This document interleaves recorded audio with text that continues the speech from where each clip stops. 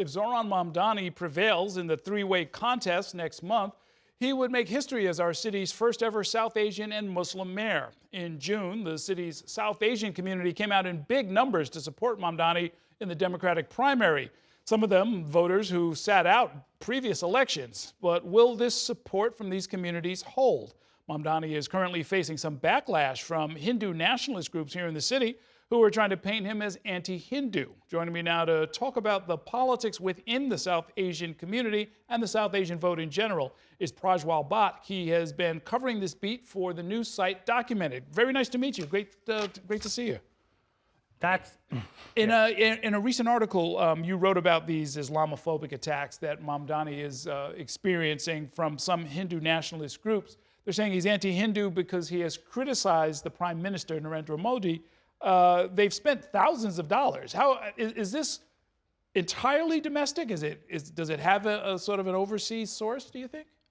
It's not entirely domestic in the sense it's not just from New York. There is a small community of Indians that lives in outer Queens, which have, talked about Mamdani and talked about his anti-Hindu views.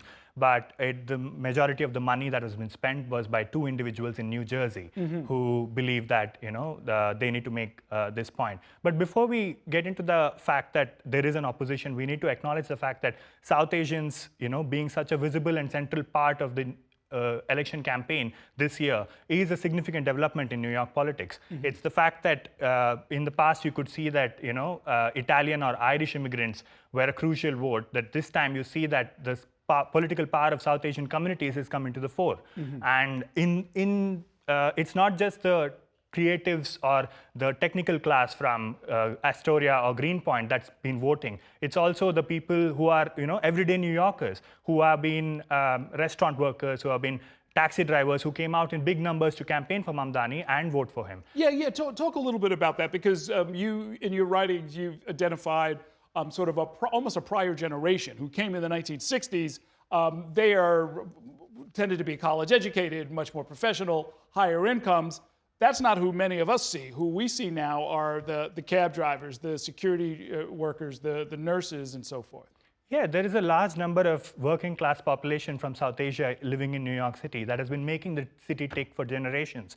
And Zohran Mamdani has had a connection to this diaspora population. He has been part of a hunger strike that's been, that was campaigning for debt relief for taxi drivers. He has spoken up about the redistricting of Punjabi neighborhoods in Richmond Hill.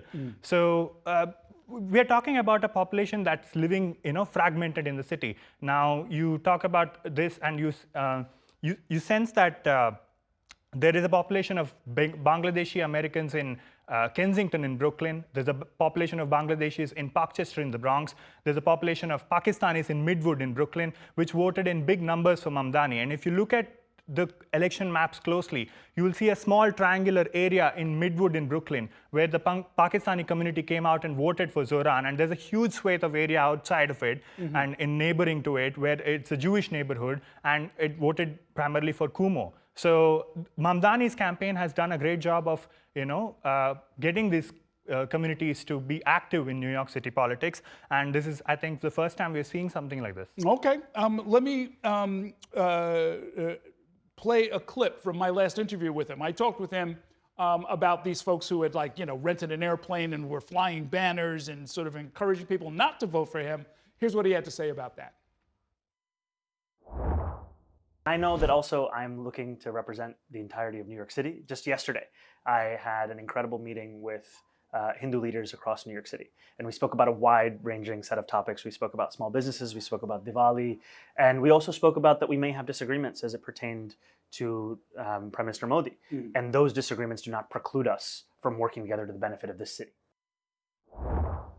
So he's kind of working the politics of his community as any politician would do. Is he enjoying some success there? I think so. I think if you look at the primary victory, This group that we're talking about that's been opposing Mamdani, they were active before the primary, but they did not have a material effect on the primary. So they've created a lot of noise. There's been a racist and Islamophobic rhetoric to some of the noise that they've created, and it has been happening in the last 2 months that they've been waging a campaign to try and say that Zohran Mamdani is anti-Hindu. But the main bone of contention seems to be comments he made about Prime Minister Modi, and also some anti-Hindu slurs that were said. So Mamdani himself did not say these slurs, and the contention from them is that he's not condemned them enough, and it was said in the background of interview that he was doing. But I don't think that it's had a significant effect on New Yorkers who are voting in the elections, and there's nothing to suggest that Mamdani's popularity is any lesser. He was a big part of the celebrations of the Indian community in the Indian Independence Day in August, and he came out to Outer Queens, and where a lot of these affluent Hindu supporters who would, some of whom were raising these objections against Mamdani were present. But at the same time, a lot of them were lining up for selfies and photos with him. So as on a personal level, when people get to know about Mamdani, they definitely don't seem to be, coming at him gung-ho with these views. Well, yeah, and worth pointing out, because you've reported on at least one person who is a straight-up extremist, right? I mean, by anybody's definition, and is on lists as having, sort of advocated really extreme rhetoric that could even lead to violence. The city has roughly 450,000 South Asian voters. What issues are most important, other than favorite son status and the fact that he emerges from that community?